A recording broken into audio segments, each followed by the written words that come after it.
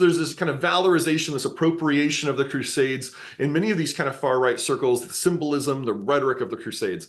So when I looked into Pete Hegseth, I dug for just a couple hours looking at him, and there's all kinds of evidence of his immersion in this kind of neo-crusader discourse. So he's very close to a couple of pastors in Tennessee that he attends their church, and this is part of the CREC. It's a denomination of the far right Calvinist denomination, what we would call a Reformed denomination.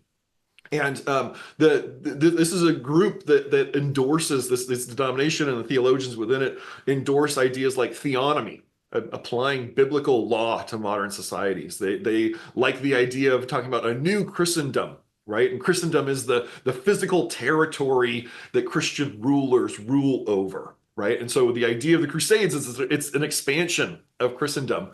And in the legend of the Crusades, because we don't have detailed historical accounts, but in the legends of the Crusades, Pope Urban II in 1095 gathers a group of church leaders at the Council of Clermont and declares the need for Christians to go and take back the Holy Land, take back the Eastern Mediterranean, because it's Jesus's country, right? It's where Jesus walked, and these infidels, the Muslims, are ruling over. I mean, at this point, the Muslims have been ruling over for like 300 years, so it's not exactly news, right? But he's saying, no, we as Christians need to take this back. And according to the legends, after he kind of declares and preaches this sermon, the whole crowd echoes back, Deus vult, which means God wills it, God wills it.